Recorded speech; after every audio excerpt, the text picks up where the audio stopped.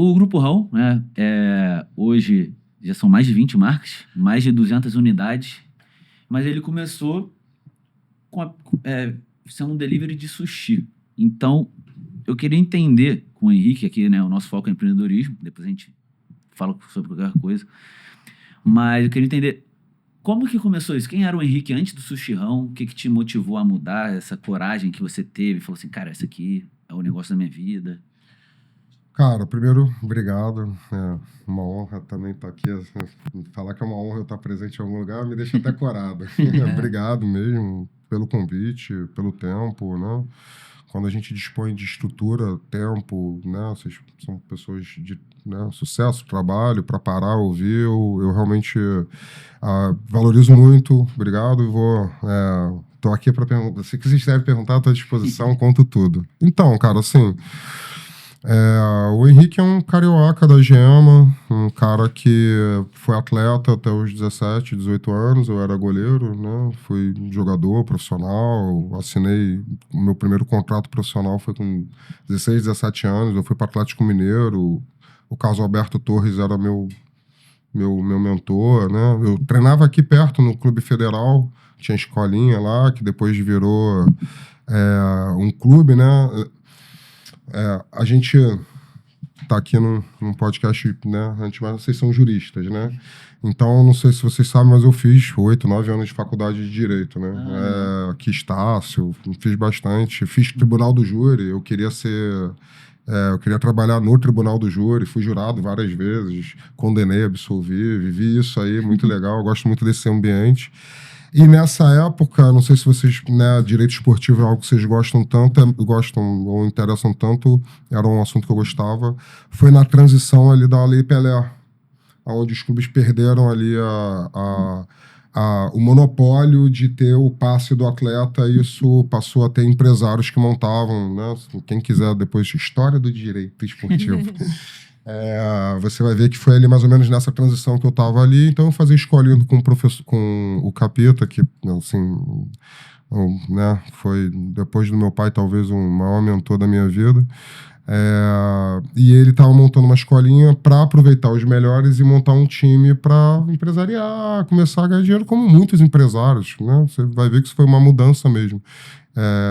Talvez até o início de a gente ter uma SAF hoje em dia, né, que você tira aquela parada ali da sociedade anônima, do clube, enfim, dessas, que é uma parada maluca que o clube, né, ele era feito e era proibido dar lucro, né, isso é uma dicotomia da lei insana pra mim. O cara movimenta bilhão e não pode dar lucro, aí você dá margem para esse tipo de problema que tinha lá nos clubes e que arrasou praticamente os clubes, combinou com a SAF aí, a lei da SAF que tá se aprimorando, mas é legal.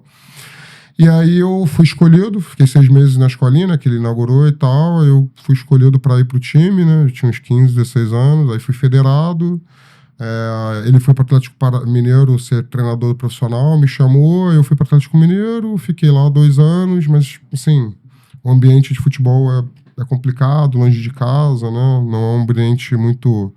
de competitividade, é complicado, né, aí eu larguei o futebol e fui fazer Direito. Meu pai tinha autoescola, meu pai era advogado, eu tinha na época uma namorada que era advogada, e aquilo, faz direito para fazer concurso público, né? E aí eu fiquei fazendo direito para ir trabalhando com meu pai tinha autoescola, né? Meu pai foi um dos maiores empresários de autoescola do Rio de Janeiro, né? Tinha o crime de ser honesto nesse país, né? Então, imagina, Detran, né? Estamos falando de, sabe como é que era complicado. E aí eu passei a fazer faculdade de Direito e dar aula de prática de moto. Dei muito tempo aula prática de moto. E também, de novo, né? Eu vou puxar esses ganchos aí, já que eu também gosto do assunto. Você vem com a lei de trânsito, né? A lei 9.503, não é isso? A lei de trânsito, o novo CTB, que passa a ter uma obrigatoriedade de cursos teóricos e práticos. Né? Antes você não precisava fazer aula, era totalmente liberado, né? E a partir de 98, o CONTRAN, junto com o DENATRAN, a partir de uma lei dessa lei federal, eles estipulam que você tem que fazer. Era 45 horas de aula... Não, primeiro era 30 horas de aula teórica e 15 horas de aula prática. Era obrigatório. Não era obrigatório antes, entendeu? Como é agora, né? Caiu, né? Caiu agora, né? E vê que como, né, as travas governamentais disparou de 300 mil para 1 milhão de pessoas tirando carteira de um ano para outro, só porque, meu irmão, facilitou, parou de atrapalhar a população, né? Então, mas tudo bem. Mas eu nem acho tão válido, não. Eu vou explicar mais ou menos, desculpa me alongar e tal, mas eu falei, eu falo demais. Vocês estão me dando a liberdade, eu vou embora. Assim, eu acho que tem que ter e tal, e aí tinha. Aí quando veio ali a partir de 2003, 2004, que o Detran começou a criar problema mesmo pra galera. Porque, pô, baixou ali, meu irmão. Quantos anos você tem, cara? 33. Você tirou carteira já tirou carteira. Já. Que ano? Putz, Você tem 33, foi com 18. Então que ano que tu nasceu? 2011, mais ou menos. 2011. Você 2011 também. Tenho a mesma idade e tirei... que tirou carteira. Isso aí, né? Vocês tiveram que fazer aula Sim. dedo Escola. Digital, não foi? Sim. Não foi? Sim. Não é isso aí? Lembra disso? Você também? Você tirou Não, carteira? não, foi antes né? da digital. Não pergunta. Não pergunta idade pra menina. Não faça isso. Eu acho que tava implementando, salvo engano. É isso, Não. 2010. Não, aí tinha uma galera que depois fazia o... Eu lembro da professora dedo. falando assim, agora tem que botar aí. Então, puta, vi muito ninguém fazer isso. Então, isso que foi a parada da destruição minha e do meu pai, porque a gente seguia a regra mesmo. Nós éramos empresários, a gente seguia a regra que tinha que ter. Então tinha que ter aula teórica, a gente dava aula teórica, mesmo antes da questão da biometria. Porque no começo, você chegava lá e você assinava a presença no papel. Gente, até assim, né, que isso é um assunto que é minha paixão, né? Assim, de verdade. Depois do futebol foi direito de trânsito. Pô, como eu me dediquei a dar aula e escrevi livro, técnica de direção, eu comentei, enfim. Pensa numa coisa, qual curso existe que você, qualquer tipo de ramo, que você tem que ter 100% de presença? Me fala. Você não pode faltar uma aula. Na sua faculdade foi assim? Não tem. Você podia faltar, não podia? Era normalmente 25%, correto? Não é isso? Acho que é isso. Beleza. A autoescola não. Você não podia ter uma falta.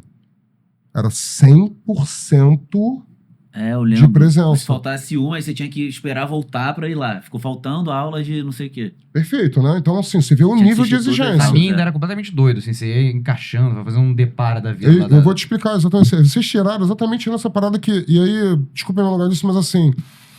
Como a gente vai no empreendedorismo, né? Ayrton Senna, talvez seja a pessoa que eu não tive contato direto, que eu mais me inspiro depois do capítulo do meu pai.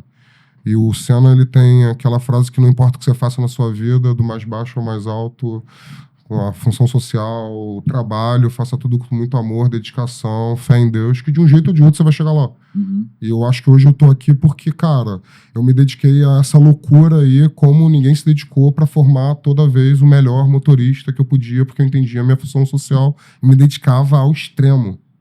Entendeu? Numa parada que ninguém me tirava pra nada. Eu passei por muito tempo. Pô, você trabalha em quê? Pô, eu sou professor de autoescola. É o videozinho, né? Não, querido.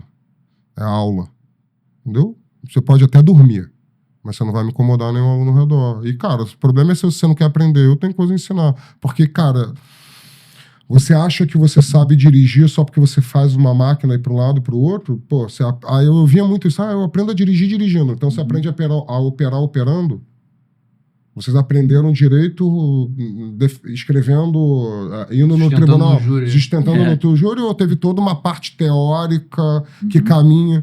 E ali eu comecei a ver, foi uma parada que ficou muito claro para mim, que é muito importante o conhecimento teórico como uma perna e o conhecimento prático com outra perna. E eu quebrei muito esse paradigma, porque era essa loucura, cara. Porque olha só, vocês vão lembrar, tá? Então veio lá, tá? Beleza? Então, de novo, 100%. Outra, me fala um curso pós-graduação, engenharia de foguete, que você tem a obrigatoriedade de chegar, e não é só 100% das aulas, é 100% dos minutos.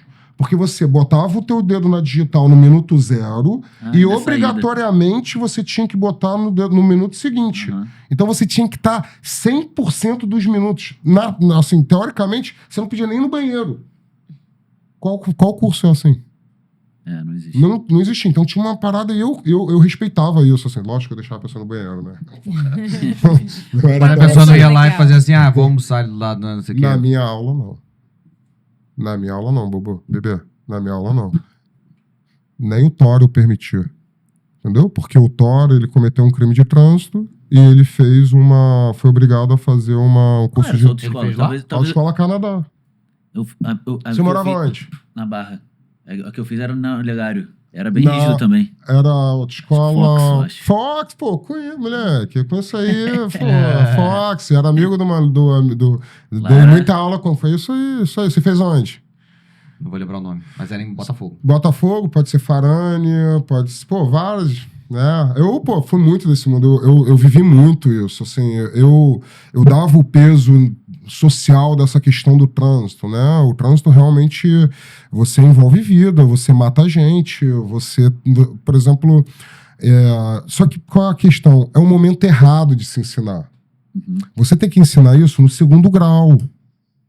Entendeu? Porque no segundo grau, imagina, a parte teórica no segundo grau, do primeiro ao terceiro ano, dividido em 3 anos como uma aula normal, como uma coisa, o moleque de 15, 16, 17 anos, ou 16, 17, 18 anos, ele vai ter todo o interesse ali de assistir aula, teoria, aprender, dirigindo, não é isso? Mas, cara, depois que o cara faz 18 anos, entrou pra faculdade, pô, não dá mais, o tempo vira... Ninguém vai pra autoescola querendo aprender, é só pra tirar carteira. Tá errado o time. E assim, eu cheguei em tudo isso e foi o que me desempolgou eu vivi 10 anos isso, dava aula, escrevi livro, já falei, eu comentei ali na 2003, pô, chegava ali, era loucura. Era aula de direção defensiva, depois de legislação, depois de primeiros socorros, depois de meio ambiente e cidadania. Em cada momento tinha 50 pessoas diferentes, você entrava em qualquer momento. Então eu chegava para dar uma aula, todas as vezes era uma aula nova. Eu não conseguia seguir uma aula de cronograma. Então eu entrava, aula de quê, gente? Aula de legislação, beleza. Aí tinha um que estava na primeira aula, outro que estava na segunda, outro que estava na 45ª. Aí eu pegava assim, eu falava assim, cara, quem já viu a aula sobre o capítulo tal? Aí quando ninguém levava, então, capítulo tal, vamos lá. Toda vez eu tinha que dar uma aula diferente. Isso me preparou muito. E eu pegava um público Canadá, Ipanema, high class, entendeu? Que invariavelmente chegava lá puto, porque, tipo assim, não, peraí. Eu lembro. Não é possível? Não, a autoescola ali do lado, eu só boto o dedo e vou embora. Uhum. Então vai pra autoescola do lado, queridão. Vai lá, eu não faço isso Aí, aqui. por conta dessa burocracia toda, Então, aí, cara... o negócio não foi... Não, porque, pô, eu perdi a matrícula porque eu obrigava o cara a botar aula, mas o do lado botava o dedo e ia embora. O que você preferia fazer? Lógico. O cara não fazia matrícula comigo, pô. É. Ele não fazia, ele Era tão bom professor que os alunos não queriam fazer aula lá com ele, né? Então, assim, isso que eu te apresentei tem uma resolução do CONTRAN, se não me engano, que permite que você dê aula no segundo grau em escola, e aí o cara que pega esse certificado, ele já entrava direto na autoescola na parte prática. Aí eu descobri isso, apresentei, desenhei um processo lindo, fui na minha escola no Notre Dame, que eu estudava no Notre Dame. Aí eu falei, pô, a freira vai querer, pô, vai apresentar, vai me contratar, pô, vou botar aqui finalmente. Caraca, achei a brecha, o ângulo pra, pô, não chegar lá todo dia e o cara me odiar e eu ter que ficar convencendo, pedindo pelo amor de Deus. Depois eu convencia, tá? Depois a galerinha lá levava caderno. Nem caraca, aula, mas porque é maneiro mesmo, eu sei dar aula. Aí, pô, meu irmão... Não vou falar o que eu ia falar, mas assim, foi solenemente tratado igual. Pô, isso não tem nada. Aí, cara, me desempolguei, eu comecei por esse meu jeito muito idealista, comecei a ter muito problema, porque o cara me perdia a matrícula. Eu já estava trabalhando de empregado, porque meus pais já tinham perdido todas as autoescolas, e aí o cara começou a me você não pode ser assim. Eu falei, pô, mas como assim eu não posso ser assim? Isso é o certo. Pô, mas o cara não quer assistir aula. Eu falei, irmão, não quer assistir aula, então ele não pode tirar carteira. Eu não vou assinar isso aí se o cara não assistir aula, irmão.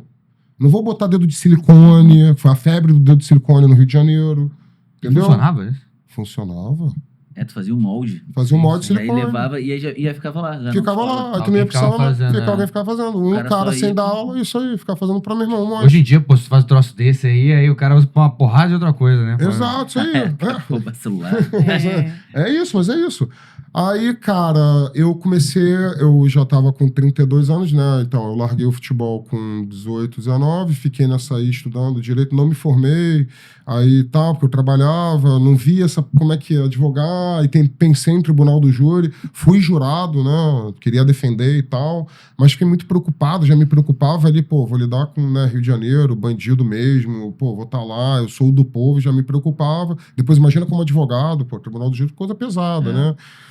Aí, cara, eu tinha um amigo chamado André Schwartz, um amigo de infância.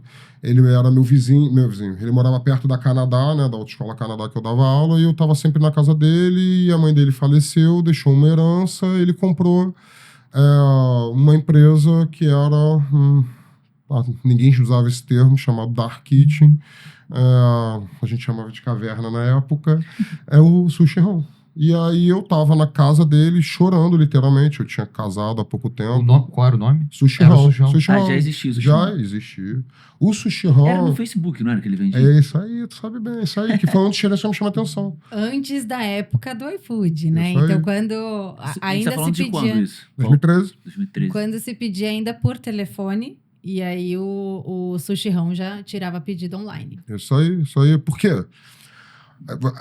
Você falou sobre o empreendedorismo, né? Eu acho que o empreendedorismo, ele tem muito uma questão da necessidade no momento de você ou se reinventar ou criar algo. Se você for ver a história dos empreendedores, né? A base ali, ele se reinventou. É necessidade.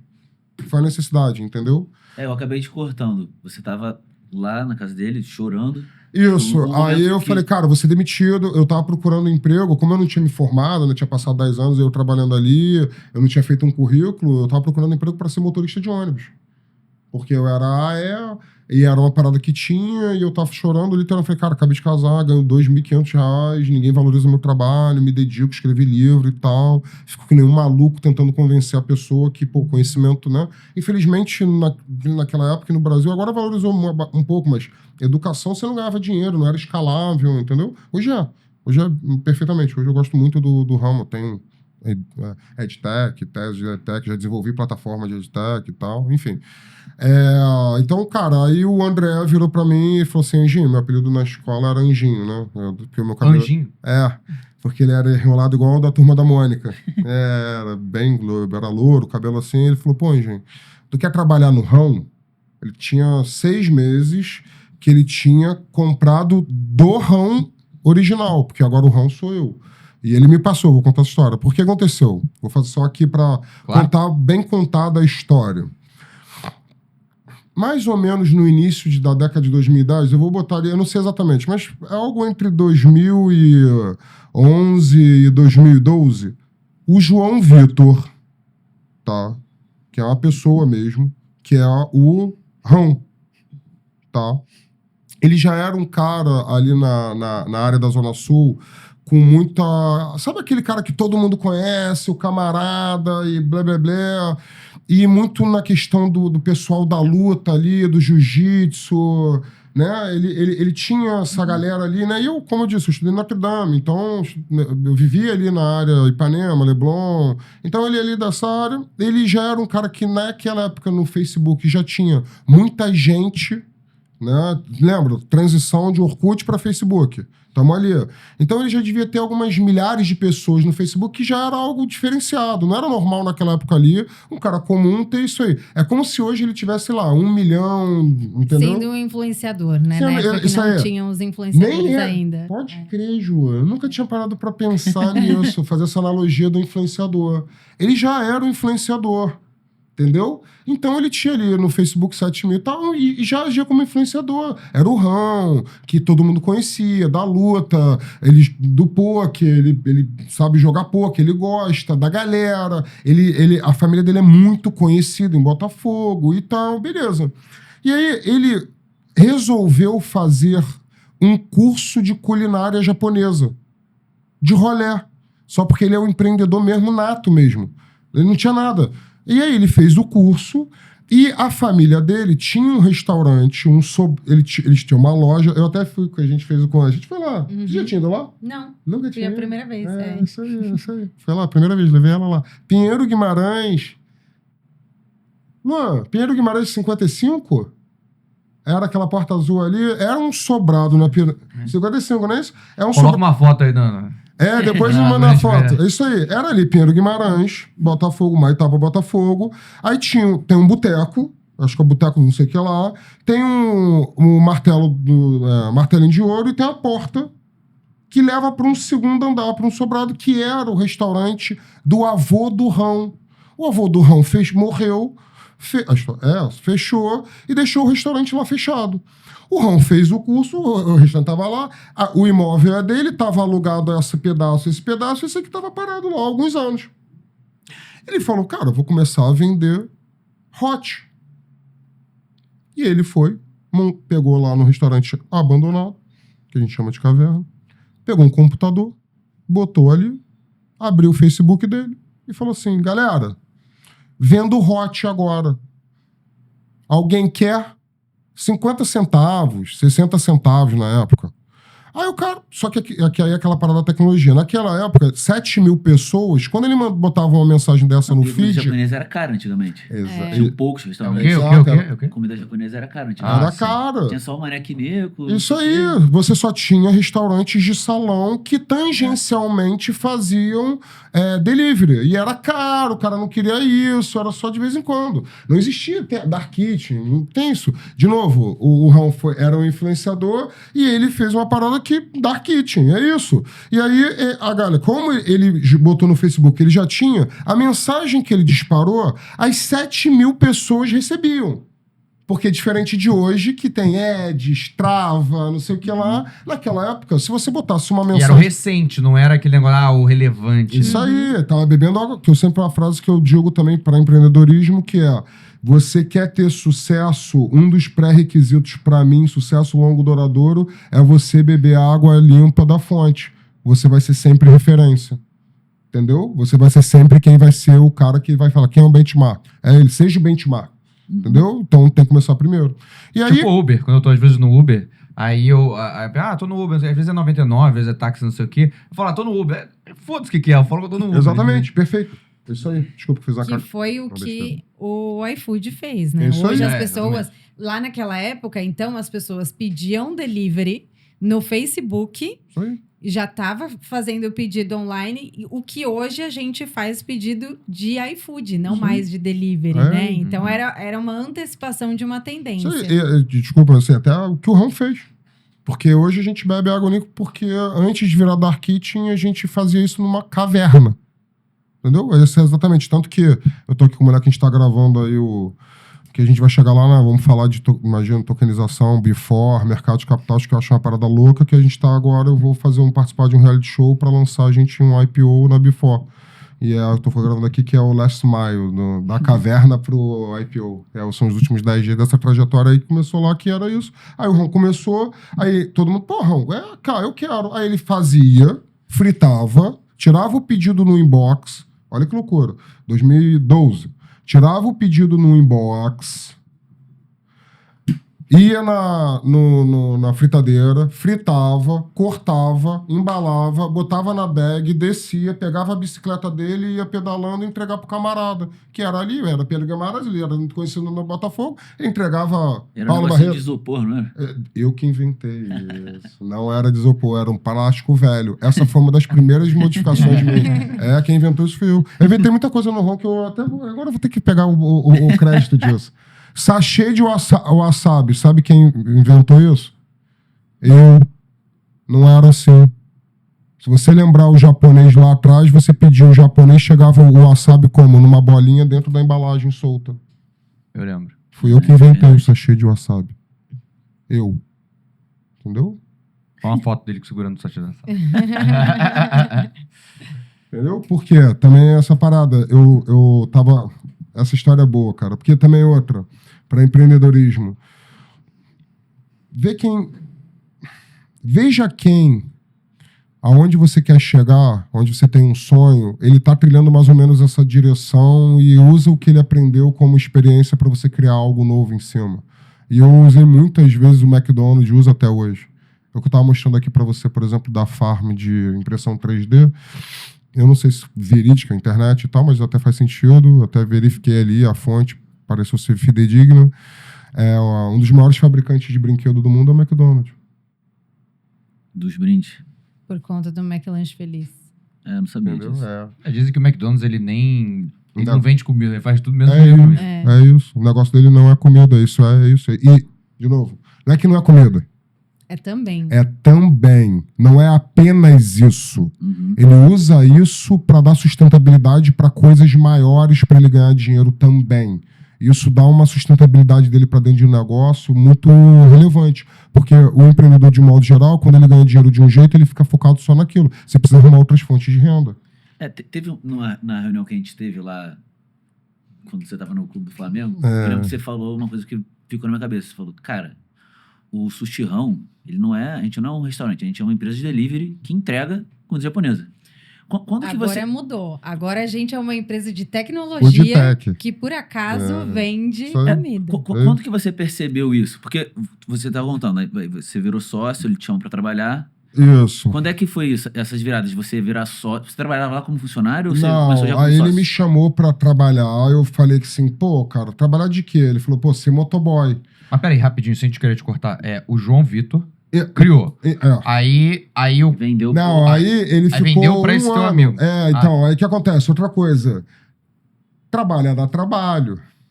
Entendeu? Você tem que dar dedicação. E o João Vitor, ele tinha uma vida que ele não queria isso. Ele, como eu disse, ele era um cara que tinha bens, a família dele relevante e tal. Ele tinha um imóvel ali na Pedro Guimarães. Ele não tinha aquela gana, né? Não precisava. Aí ele um começou... hobby ali, né? Exato, foi uma ideia, ele foi, aí que ele fez. Lembra que eu falei que ele era amigo muito da galera da luta? Aí ele foi no pessoal da luta e falou, cara, quer arrendar o Sushirão e tal, paga, não sei o que lá. Aí ele começou, fez isso, não deu certo, eles não se entenderam e tal. E aí o meu amigo que fazia jiu-jitsu, o André, ele é faixa roxa de jiu-jitsu, conhecia essa galera, conhecia o Rão falou, pô, não sei, deu problema, não sei o que lá. Ele falou, cara, eu compro de você. A mãe dele tinha falecido, ele tinha uma herança, ele estava ali também procurando uma parada, necessidade de fazer, como eu disse, empreendimento de necessidade. Aí ele falou, beleza, o que você quer? Pô, ele virou e falou assim, cara, eu compro de você. Quanto que você quer? Aí o João Vitor, o Rão original, vendeu por R$20 mil. O processo iniciado no INPI nem estava concluído, que também é outra coisa, ganchos de jurídico. Tem que registrar a tua marca, senão não vale nada. Não adianta fazer uma parada no Instagram e achar que você está protegido porque você fez a fase no Instagram. Tô falando alguma coisa errada? Não, perfeito. Você Muito tem bom corte, inclusive. Isso aí, perfeito. Você Fica tem a que dica, registrar. né? Fica a dica. Se você não registrar a tua marca, você vai tomar uma sabonetada. É simples assim. Alguém esperto, tem gente que vive disso. Vive de ficar registrando. Já teve casos, se pesquisar aí, jurídico de briga, porque o cara registrou Coca-Cola, alguma coisa do gênero. A gente tem umas 2 ações assim. Exatamente, isso aí, perfeito. Aí ele comprou esse por 20 mil, esse processo no NPI e o direito de usar por um tempo. Não, e a página no Facebook, porque ele mudou a página no Facebook de João Vitor para Sushirão. Por quê? Eu não contei isso. Aí quando ele chegava, por que virou Sushirão? Porque quando ele chegava, eu falei, volta lá. Volta no cara. Chegou, aí pedia, ele fazia, botava o rão, né? Botava na mochila e ia pedalando. Aí quando chegava, que isso? É o sushi do rão, pô. É o sushi do rão. Pô, o rão tá fazendo sushi? Cara. É o sushi do rão. Aí ele virou o sushi rão. É assim que é o nome sushi rão. Beleza. Aí, volta adianta, ele negociou ali com o meu amigo. O meu amigo trabalhou também 6 meses. Trabalhar dá trabalho. Ele começou a procurar um sócio. Ele foi em todos os amigos da área, a galera toda lá da Zona Sul, os amigos, vários. E, cara, não tinha... Ele queria R$100 mil pela metade da empresa, por uma porcentagem da empresa. E, assim, a pessoa olhava e falava, cara, é um restaurante abandonado, não tinha contrato social, não tinha nenhuma formalização, zero, nada, não tinha nada. Não tinha nada de nada. Entendeu? Os funcionários que já estavam trabalhando lá com o rão desde 2011, nenhum carteira assinada, pagava diária. CNPJ. Esquece CNPJ do que você está falando. Minha caixa registradora era a caixa de sapato. Eu pagava em dinheiro, todo mundo ali no dia, eu pagava diária. Isso me deu uma dívida de R$2 milhões trabalhista, que eu paguei. Injustamente, porque eu acordei com todo mundo, o cara assinou, e depois quando eu falei, cara, ó, eu tô aqui, eu tô começando, porque, vamos lá. O Brasil é um ambiente difícil de negócios, porque ele exige muito, entrega muito pouco, dificulta demais. Então hoje, se você... Você faz sucesso apesar do... Apesar, é tudo difícil. Então assim, vamos lá, cara. Se você for começar um negócio hoje 100% totalmente correto, legal... muito difícil. Não dá. Muito difícil não, acho que é impossível, né? Só se você tiver muito dinheiro, né? Aí grandes empreendedores, porque o Brasil, ele tem esse limitante. Dá pra ganhar muito dinheiro? Cara, você tem que fazer muita força, mas quem é amigo do rei? Quem tem um esqueminha... Exato. O cara que tá começando é o mais difícil. Exatamente. O mais difícil de você dar É isso. Entendeu? Pô, assim, eu tava começando ali, o cara teve uma ideia e startou. Sabe aquela foto daquela parada que tu vê assim? Olha, a Google começou numa garagem. Olha, o Brasil é praticamente impossível fazer isso. Porque quando o cara descobrir isso, em vez do governo te incentivar, ele vem e... Tá ligado? É bizarro, irmão. Parece que é um crime você fazer, empreender, começar. Tem como você começar, tá ligado? Então, beleza. Então, assim, só que, de novo, você tem que entender. Começar, não estando totalmente, né? A informalidade é o padrão para começar. Mas é o seguinte, você tem que resolver. Entendeu? Para ter sucesso de verdade, você vai ter que pagar aquilo ali de algum jeito, não tem como. Tanto que eu falo que, né, o meu acordo com o André envolvia um valor em dinheiro que eu vou chegar lá. Mas a verdade é que eu digo que o RAM não me custou só o que eu paguei ali pro André, que foi inicialmente 20 mil. Eu não falei que eu fiquei com 2 milhões de uma dívida trabalhista. Na verdade, me custou já um passivo. Me custou 2 milhões. Entendeu? O RAM eu comprei por 2 milhões e 20 mil reais. Os 20 mil reais eu gastei mesmo não dei pro André direto. Eu coloquei, mas eu assumi um passivo risco, não dormia, até de sair dali, legalizar. Depois, quando eu saí da caverna, que eu fui para uma loja, meu irmão, o cara demorou para eu conseguir a autorização do bombeiro. Vou nem falar que eu tive que fazer, porque quem correr atrás aí vai saber da gangue do bombeiro que tinha no Rio de Janeiro aí, que vendia licença lá na Zona Sul. Entendeu? Então, assim, tudo bem, mas você tem que aprender que você vai ter que pagar isso. A informalidade é uma regra para começar, mas você tem que consertar e estar disposto a pagar o preço e não atuar com o fígado. Eu aprendi isso muito em questões trabalhistas, que era muito injusto, irmão. Muito injusto, como você... De novo, outro gancho. A gente tem a... Vocês têm trabalhista? De qual lado? Do lado empresário. Do lado certo. Então, é isso, olha só. Não, a gente tem aqui no escritório, hoje a gente fechou um cliente, por acaso. Já são mais 40 processos. Uma empresa que eles têm. Então a gente tá com aí 360. Então, cara, porque assim, entenda, né? A gente entende bem essas injustiças. Porque você vê, você fala, cara, mas isso é injusto. é só porque faltou um documento com uma assinatura. Não, irmão, às vezes nem porque faltou documento. Eu já tive situação... Acha que você tá com um avião lá, um jardim, aí tá milionário. A juíza já falou pra mim pra eu fazer um acordo porque eu morava em Miami. Eu tudo certo, irmão. Entendeu? Eu já tive decisão judicial que eu filmei o cara roubando o meu caixa. E o juízo disse que, pô, coitado. Isso acontece. Tô rindo de... De tristeza. É isso. Então, assim, a justiça trabalhista, ela tem que ser justa. Ela não tem que ser militante, pai, eu vou resolver os problemas porque o cara é um coitado e o outro tá ganhando dinheiro. Isso é injusto, isso tá errado. A justiça no Brasil... Até porque o empreendedor, você... Lembra que você falou? Tava chorando. Lógico. Você já foi. O empreendedor é o cara que arriscou. Tem o risco, né, do negócio. É isso. É injusto. Gente, olha só. O que é justo? O empreendedor tá errado? Então, beleza. O empregado tá errado? Beleza, irmão. Eu não posso, por exemplo, eu respeitar regras e aí, porque a regra que é estabelecida de alguma maneira eu seguir e não beneficiou o empregado, o juízo, ele achar que ele é o salvador da pátria e vai fazer justiça social. Entendeu? É o que acontece na justiça brasileira. O juízo, muitas vezes, ele acha que ele vai fazer justiça social. Não, ele tá ali para aplicar a lei. Eu tô errado? Não, tá certo. Entendeu? Então, isso, quando você fala assim, custo Brasil, e aproveitando, um dos custos Brasil mais pesados é a justiça. Eu não tenho segurança nenhuma jurídica para fazer qualquer coisa com a justiça do Brasil. Eu estou falando trabalhista, mas eu vou fiscal, tributária. O que você pensar, hoje o Estado brasileiro odeia quem empreende. Porque ele acha que é aquela visão que, cara, não quero entrar em política, mas que é a visão do que o partido que está aí, que quer o tempo todo fazer justiça social e jogar uns contra os outros, o pobre contra o rico, o trabalhador contra o trabalhador. Enquanto ele vai... Enquanto ele vai, exato. E aí as pessoas não percebem que o problema não é um ou outro. O problema é o cara aqui que está sugando um custo absurdo, pesado, Irmão, a gente está perdendo para o Paraguai. Com todo respeito ao Paraguai, é legal, mas estamos perdendo para o Paraguai. Porque o custo judiciário é muito pesado. A gente começou um trabalhista, mas pô, vocês sabem mais do que eu. Vamos lá. Quantas vezes o cara não assina um contrato e, porra... Tá tudo direitinho ali, dane-se, vamos jogar lá, e aí vem uma decisão maluca, que a lei não sei o que lá, jurisprudências, vínculas sumulantes não estão sendo cumpridas de juízos específicos, porque ele quer agir como um justiceiro social. Tá errado.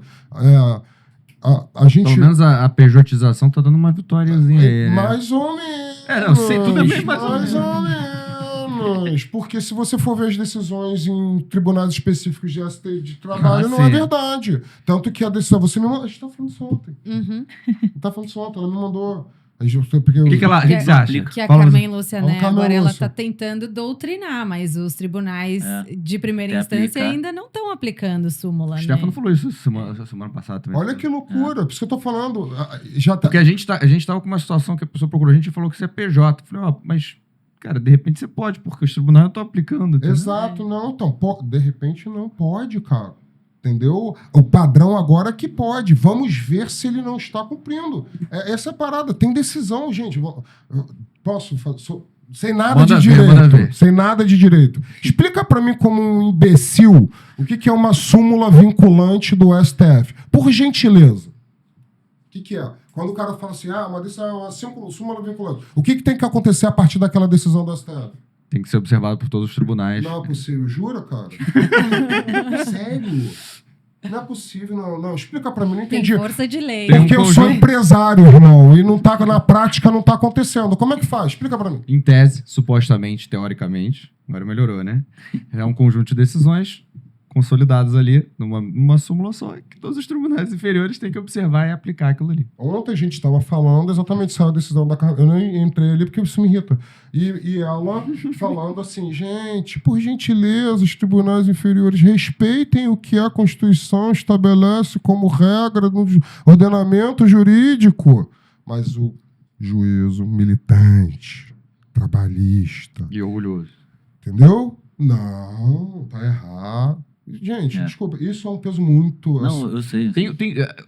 Antes da gente... Quando a gente estava criando o podcast, há muito tempo, né? Com o sócio primeiro, já falecido, infelizmente, a gente ficou pensando no nome do podcast. E um dos nomes que estava na lista era... Esse virou empreendedorismo e tal, mas antes a gente estava pensando em falar dores do empreendedor, né? Que era pra gente perguntar quais são as maiores dores. Então, a gente não adotou o nome, mas às vezes eu levanto essa pergunta. Você diria que essa é a maior dor? Ou uma das? É uma das. Essa insegurança... Gente, empreender é você se tacar sem paraquedas. Entendeu? Quando eu tava nessa situação, né? Essa questão das dores, né?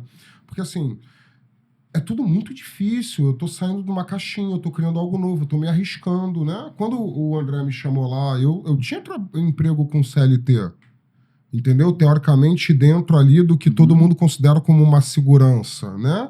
Onde tem uma caixinha ali que é ali onde... Vendida como uma segurança. Vendida como segurança, mas que não é, né? A zona de conforto, tio Flávio Augusto já ensinou que não existe, né?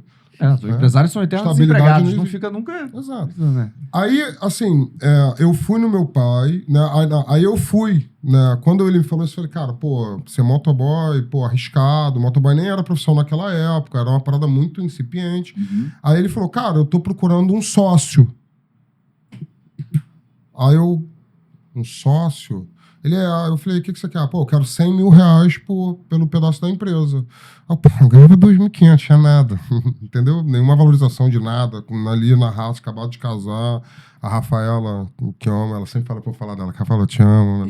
A gênia das finanças do Rão, CFO do grupo, fenômeno. Essa tem até um corte meu lá com a Escola da Saideira e o Dani falando que por trás de todo empresário foda tem uma mulher foda que ajuda, essa questão do casal, um só, isso é muito importante. Aí eu falei, cara, não. Aí ele falou, eu tô procurando um sócio. Eu falei, posso ir lá ver? Aí ele falou, pode, vai lá, engenho. Aí eu terminei de dar aula, lembro, eu dava aula teórica, eu nunca trabalhei em restaurante, sem nada.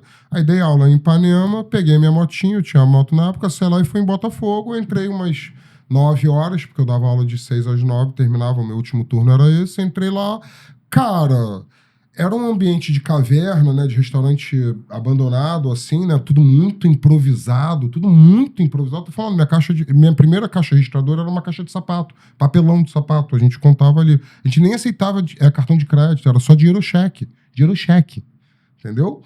Só que, cara, já tinha um movimento naquele ambiente maluco. Aí, quando eu vi uma galera sentada no computador, eu falei, o que eles estão fazendo? Eles estão tirando pedido. Por onde? Pelo Facebook. Pelo Facebook? Como assim? Nunca tinha visto na minha vida. Aí é pelo inbox do Facebook. Entrava no inbox lá, oi, tudo bem, eu queria pedir, não sei o que lá. Isso já me chama atenção. Aí eu fiquei de 9h30 até a hora que fechava, umas meia-noite. Terminou naquela improvisação, tudo dinheiro, todos os funcionários ganhavam diária ali, né? Falei, improvisação máxima, tinha CNPJ. Tamo na garagem da Apple. Beleza? A Apple começou faturando tudo bonitinho. Não é a garagem. Você tem que dar esse incentivo e ter esse jogo de cintura, né, pro cara que quer romper isso aí, começar a ter uma ideia disruptiva. Certo? Não dá. Se é disruptiva, as regras pré-estabelecidas, elas não funcionam. Então tem uma boa vontade pra, né? Beleza. Tudo bem. Aí quando terminou, o André pagou todo mundo. Eu falei, cara, você paga diária? Aí eu ainda falei, porque eu já tinha conhecimento de direito, né? Meu pai era empreendedor, né, dono de autoescola, já tinha problema trabalhista, eu sabia, mas e o direito trabalhista, irmão? Aí ele falou, cara, não tem nem CNPJ, tamo aí, não sei o que lá. Beleza. Aí pagou todo mundo. Aí eu falei, André, foi bom? Mais ou menos, fizemos 45 pedidos. 45 pedidos. 45 pedidos. Hoje a gente faz 250 mil pedidos no mês. Por aí. Aí, loucura, a vida é muito louca. Aí eu falei, e aí, cara, sobrou dinheiro? Ele falou, pô, sobrou, contou R$1.000. Aí eu, como assim? R$1.000? R$800, sei lá, quase 1.000. Ele eu falei, peraí, você já pagou todo mundo e sobrou R$1.000?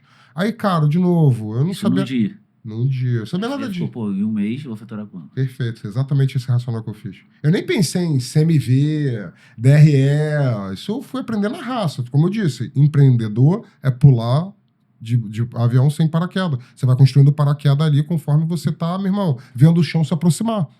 Entendeu? Eu nem tinha essa noção. Fiz exatamente, não é você não, tá? Esse racional burro eu paguei todo mundo, deu 1.000, trabalho 26, pô, então sobrou 26 mil, é lucro. Não, tem aluguel. Aí saí com aquilo. Tinha uma festa de família, isso foi uma quarta, no sábado, e assim, outro, né? Sempre tem um cabeça branca pra você perguntar. Seu pai, seu avô, alguém que você... Pra dar aquela... validar, né? O tempo ensina muito, né? A gente, como sociedade, desvaloriza o conhecimento do tempo, né? De sabedoria. Muitas vezes o cara dá uma carteirada de diploma num coroa que viveu 30 anos a mais do que ele ali. Então eu tenho isso. Respeite o cabeça branca. Tenha sempre um cabeça branca como um conselheiro.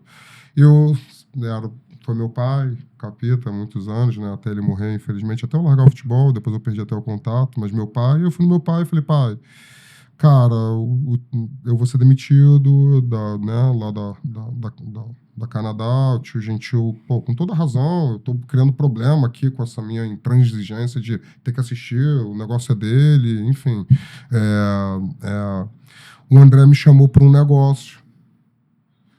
Só que ele quer R$100 mil.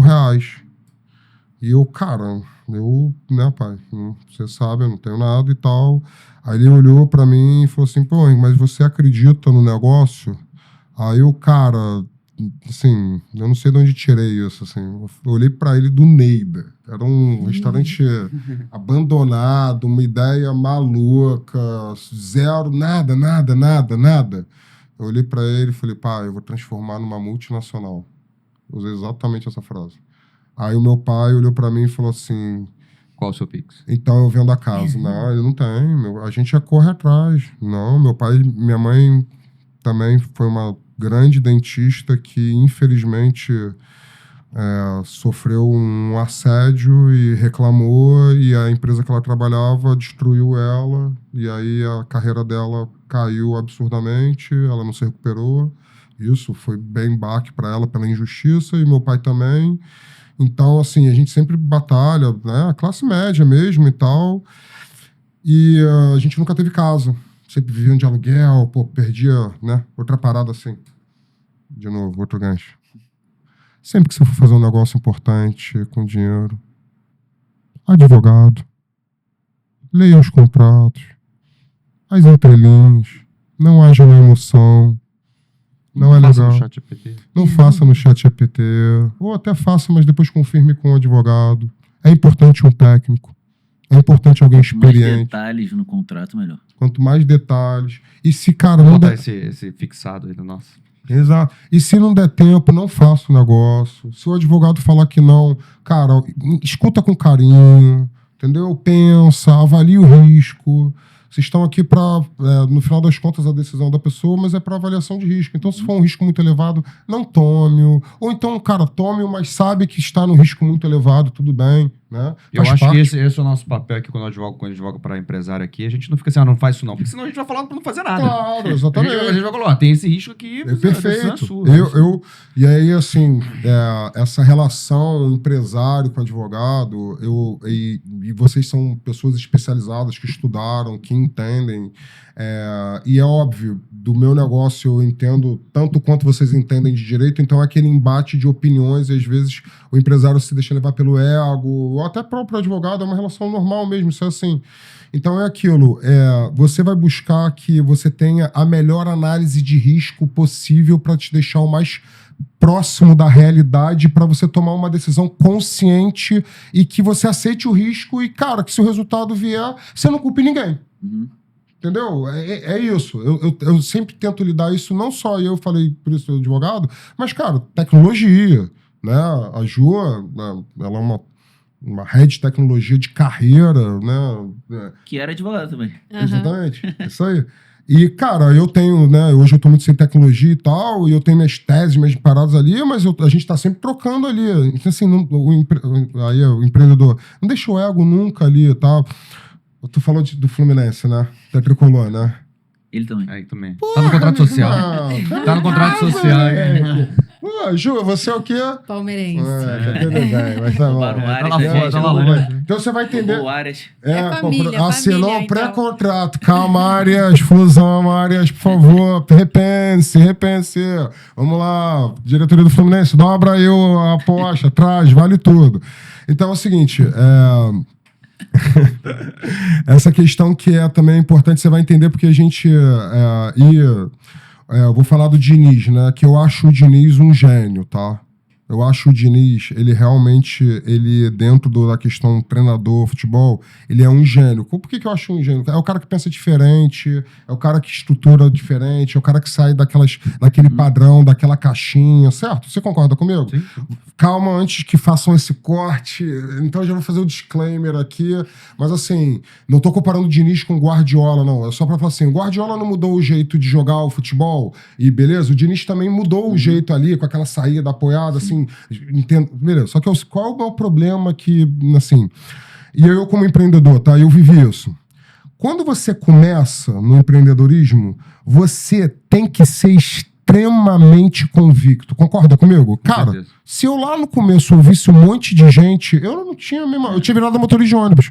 Tem aquele ditado, queime o barco. Exato. Os vikings. Isso aí, perfeito, beleza? Não é isso? Você tem que, meu irmão, caraca, tem que ser convicto, meu irmão, tem que ouvir um monte de falar que não, vai dar errado, não é pra fazer, e blá, blá, blá, e você lá, beleza? Ok, então, convicção é algo fundamental para você empreender, principalmente no início ali, que você vai ter que ser muito mais... Beleza? Só que tem aí que é o ponto para mim. Eu vivi isso. E convicção é uma palavra boa que eu gosto muito, que ela fica entre o acreditar e o certeza, né? Pô, bom, gosto. Porque os dois são exagerados demais, né? E a convicção é o melhor. Aí é o seguinte, quando que a convicção vira teimosia? Porque teimosia não é legal. Beleza? Então, assim, você é convicto. O cara tá falando pra você, irmão, esse caminho aí não vai dar certo. Não, mas o caminho, eu tô indo, vem vindo. Cara, calma. O caminho não é legal. Segura. Pô, tenho essa experiência. Acho que não. Caraca, não, tô comigo, vambora, esse caminho. Beleza? Então, assim, quando que sai daqui? Isso é Cara, é um autoaprendizado muito importante para o empreendedor. Porque chega uma hora ali que você, principalmente que você tem sucesso, né? Que várias paradas eu bati no peito e não via ninguém no começo, irmão. Eu ia lá, fazia, e não vai dar certo. Vai dar, certo? Vai dar. Pô, peguei minha motinha, fui para São Paulo, trouxe da Liberdade, entendeu? Outro, mais um gancho aí. Eu ia da Liberdade e eu voltava com o meu carrinho com o manto da invisibilidade ali em Queluz. Porque, cara, sem nota, vambora, vamos fazer! Entendeu? E tem ali a barreira fiscal e o caraca, ninguém tá vendo. Mas óbvio, o que eu tô dizendo, a informalidade depois não, faz direito. Aí quando começou a dar certo, eu estruturei a RDX, que foi a ROM distribuidora. E aí depois a gente começou a pagar o imposto direitinho. Então, assim, isso também é muito importante, porque senão, cara, se eu for vender aqui o que não é no mundo real, e você perguntou as dores e como é que essa dor do engessamento do Estado, isso pra mim talvez seja a maior. Aproveitando, voltando dessa volta toda da pergunta que você me fez, qual é a maior dor que eu, assim, se eu tivesse que eleger uma mesmo, é o fato de, principalmente o Estado, as instituições, elas, quando você é um empreendedor que está tentando fazer algo disruptivo, diferente, eles não ajudam, são engessados, eles te punem, parece que eles querem te martelar para você... E o que você responderia para quem dissesse, você está querendo explorar todo mundo e não tem nenhuma regra? Não, eu quero fazer o que é certo. Então vamos lá, beleza, me ajuda aqui, quebra meu galho, pô, cria um incentivo para eu pagar as questões trabalhistas. Beleza, por exemplo, trabalhista, né? Eu perdi 2 milhões. Eu paguei todo mundo, não fiquei devendo ninguém.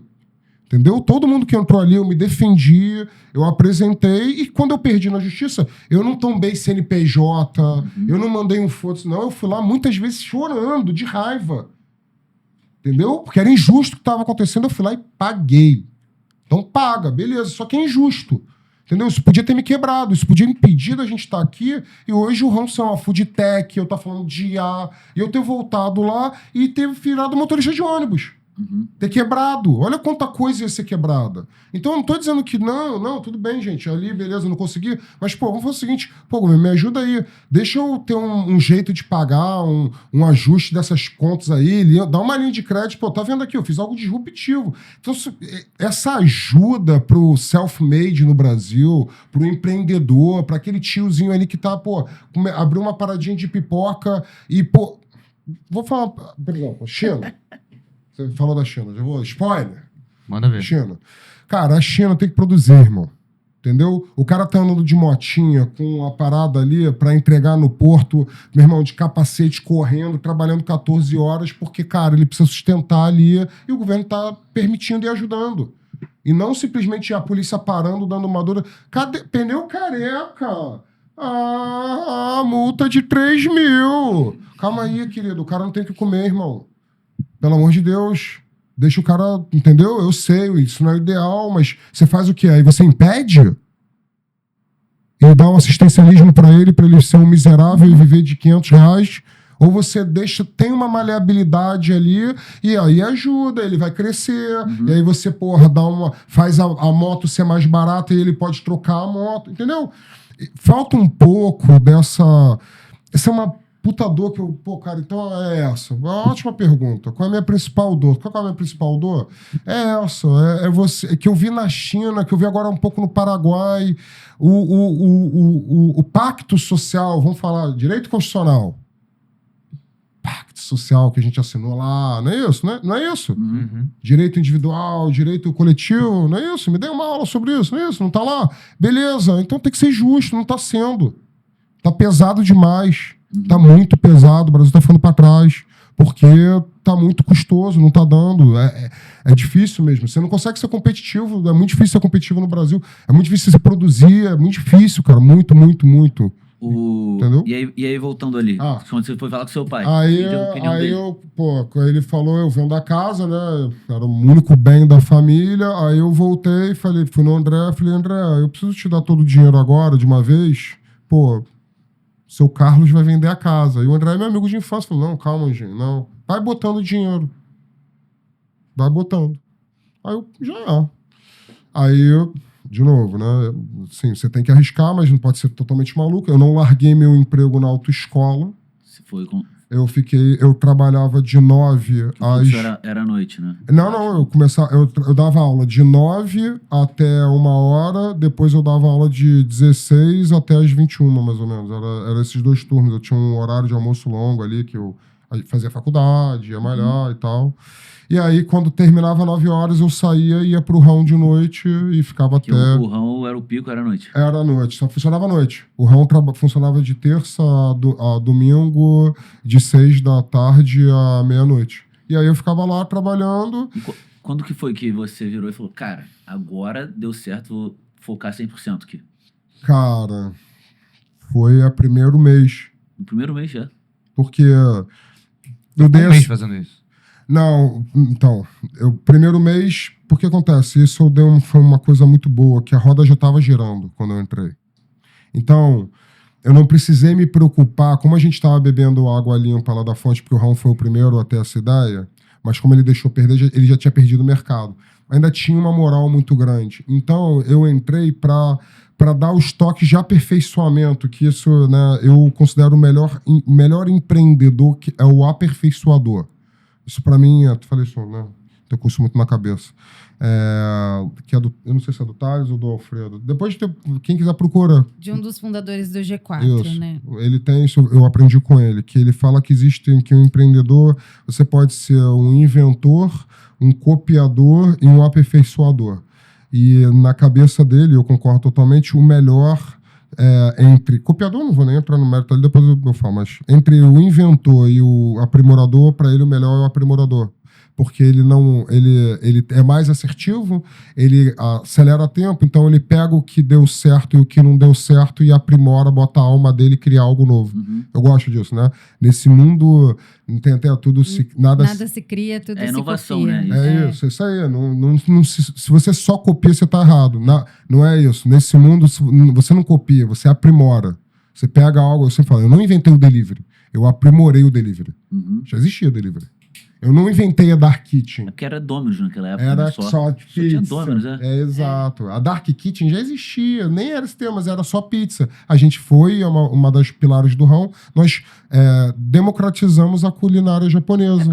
Eu nunca reparei. O Domino's é uma Dark Kitchen. Lógico. Tem ali uma coisa se quiser comer lá, mas isso, exatamente. Já foi no restaurante Ali só pra... A pizzaria do bairro era uma Dark Kitchen. Você se ligava ali. Uma mesa no máximo. Entrega, né? A gente, como que fazia pedido lá atrás? A gente tinha os folhetinhos daqueles restaurantes que eram ali na região.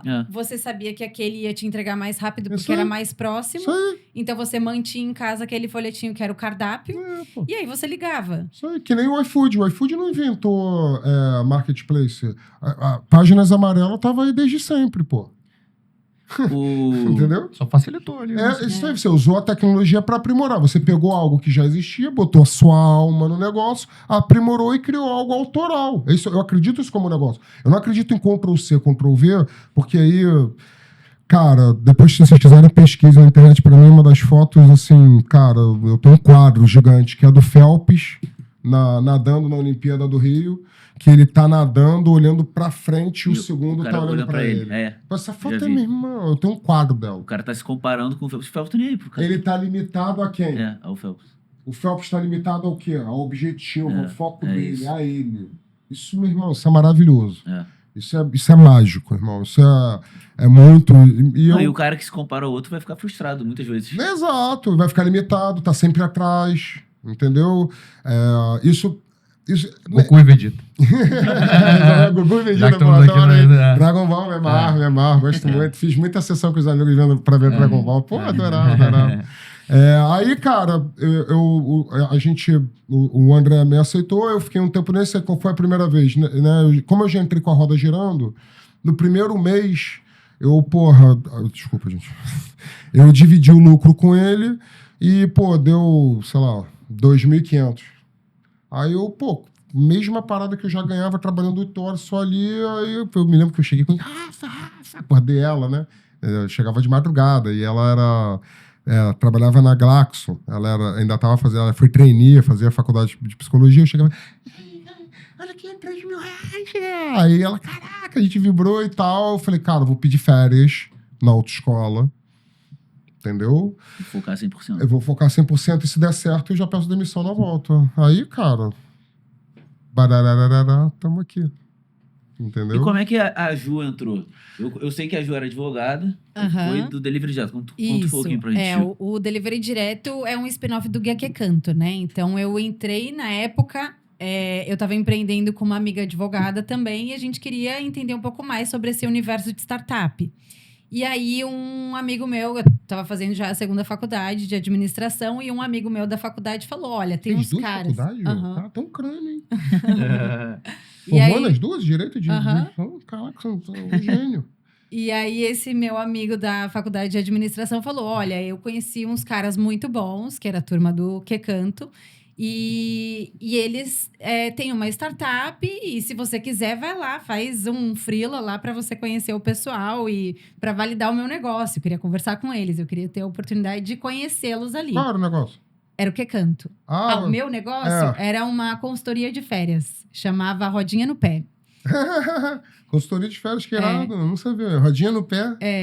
Que hoje é um hobby que eu tenho, né? Viajar é um hobby, mas na época a gente queria transformar esse hobby num negócio. E aí eu conheci o Bruno, Alan e o Fernando, a gente começou a falar sobre negócio e foi bem na época que teve o boom do iFood. Em 2015 teve esse boom do iFood, o Que Canto era tipo páginas amarelas, só que online, né? Então era um guia colaborativo, um boca a boca. E ali tinham vários estabelecimentos cadastrados. E muitos dos estabelecimentos eram restaurantes. E aí, como teve o boom do iFood em 2015, os restaurantes surfaram muito essa onda, só que eles começaram a falar, opa, peraí, eu tô pagando taxa alta, esse cara virou meu sócio, né? E aí eles começaram a falar, poxa, eu poderia... Ele revolucionou o mercado, de fato, foi disruptivo. E agora as pessoas, elas... deixam de pegar o telefone para fazer o pedido e elas acessam os cardápios ali no celular. Gostei desse modelo, só que eu gostaria de fazer isso sem depender de um intermediário. Queria ter o meu próprio aplicativo. 2015? 2015. E aí foi quando surgiu o Delivery Direto. E aí eu já estava junto com essa galera e aí eu participei desse projeto. Então é aí que eu entro no time fundador do Delivery Direto. E aí eu conheço o Rão pelo Guilherme, que em fevereiro de 2017, o Guilherme é irmão do Henrique, hoje é o CEO do Grupo Rão. E aí ele entra em contato com o Delivery Direto porque ele queria um sistema, porque na época não existia nenhum sistema ainda no Rão. Todo o controle ali era feito por planilha, papel, era... Loucura. Era... mais arcaico. Loucura. E eles queriam, até para poder fazer a cobrança de royalties e tudo mais, o Delivery Direto nem era um sistema de gestão, né? Era um canal de vendas. Mas aí o Guilherme me procurou, eu mostrei todas as funcionalidades que a gente tinha e ele falou, cara, é isso que eu preciso. Então, daquele dia que a gente se conheceu, a gente fez a parceria. Isso, a gente deu um salto, né? Eu tava Isso foi 2013, né? O Rão nasce 10 de maio de 2013. É quando eu largo a autoescola e beleza. De 2013 até 2017, são 4 anos. Cara, a gente teve um crescimento, assim, alucinado. Foi, assim... A gente dominou muito rápido. Eu saí lá da caverna, arrumei uma loja. E aí eu olhei, chamei meu braço direito, que era o Jota, na época. Falei, cara, a gente precisa espalhar isso pelo Rio de Janeiro. Eu vou chamar todos os meus amigos, vamos acelerar. Meu irmão, acelerar na curva, vamos embora. E aí, cara, a gente... De 2013 até 2017, quando a Ju entra, o meu irmão, que era um executivo de mercado, já tinha vindo para dentro, eu já tinha convencido ele a abrir uma unidade. Aqui foi a primeira unidade depois de Botafogo, foi aqui no Recreio, que foi o Raul Recreio. Nem era franchise, não tinha nada. Era simplesmente eu produzia tudo no meu restaurante e entregava pronto para as unidades. Fui convencendo a fazer isso com os meus amigos. Até a 10ª unidade foi só amigo meu, amigo, familiar, meu pai. Eu botei meu pai, a Rafaela largou a parada, a gente abriu aqui, meus amigos todos de infância. E aí quando vem a primeira unidade de alguém que apostou mesmo e assim, foi a primeira vez que eu ganhei dinheiro vendendo, né, abrindo uma unidade, porque como é que eu convenci o cara? Não tinha nada, tinha papel, documento, tudo improvisado, meu irmão, não sabia nada de franquia, comecei a estudar que nem um maluco, isso é outro bom corte, empreendedor bom tem que estudar sobre o negócio, lembra? Conhecimento teórico e faz. Teórico e faz, porque assim você evolui. Só o teórico é manco e só você vai ficar prático, você vai ficar rodando, vai sair do lugar. E aí eu já estava fazendo isso, desenvolvendo, evoluindo, tem sempre que evoluir, melhorar, não ficar sentado no sucesso que você conseguiu, né? Resolver os problemas, pagar o preço. E aí aparece o Márcio. O meu irmão já trabalhava comigo, já tinha tirado ele da... Ele era um executivo do Banco Renault, já de carreira, com sucesso e tal. Aí ele abriu essa primeira unidade como um amigo. Aí eu fui abrindo outras, a gente estruturou a empresa, virou uma empresa e ele entrou como um executivo da empresa. E aí, quando veio o Márcio, ele botou 100 mil reais em taxa de franquia. Foi o maior valor que a gente vendeu. O Márcio é o primeiro franqueador. Foram os meus amigos. Mas assim, o cara que veio ali e apostou mesmo, porque antes eu falava assim, cara, tem 50 mil reais? Aí o meu amigo falava, cara, não sei que não vamos abrir o rão. Lá, me dá 50 mil. Pô, eu gastava 120 para montar a loja. Entendeu? Mas eu só queria espalhar. Eu sabia que eu precisava... É o time, né? Isso aí. Eu sempre falo isso. Tô falando todo também. Cara, quem bebe água da fonte, bebe água limpa, de eterno. Se você se posicionar e for evoluindo, entendeu? Então eu sabia que eu tinha que espalhar aquilo ali. E, bom, eu dominei mesmo. Tanto que o Márcio, ele faz um pedido, ele chama a namorada no recreio, ele pede e fala, caraca, que parada é essa? Não sei o que lá. E ele descobre o telefone do meu irmão, liga. E aí o meu irmão fala, caraca, Henrique, vendia a franquia 100 mil reais, porra. Sei lá, cara. Só que aí a gente falou, pô, peraí. Agora não é mais amigo, agora a gente, né? Eu segurava muito na amizade e tal, muito no vamos que vamos, no oba-oba. Quando entrou um cara ali, a gente... E aquela parada, você tem que sempre melhorar, se profissionalizar, as melhores práticas. E aí, em 2015, ali, 16, eu tentei minha primeira inserção em tecnologia. Quando o iFood me procurou, quando eu vi o iFood, falei, peraí, o que é isso, aplicativo? Eu quero ter o meu, irmão.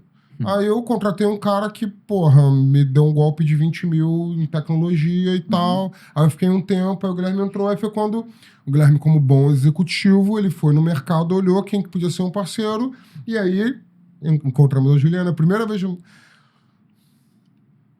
Foi uma reunião numa casa que eu tive contigo, não foi lá? Onde que era? Na Praça Pan-Americana, em São Paulo, né? Era uma rua sem saída, não era isso? Era ali? Tinha saída, mas era uma alça, assim, era uma ali alça, da Marginal. Mesmo. Não era uma casinha, não é isso? Exatamente.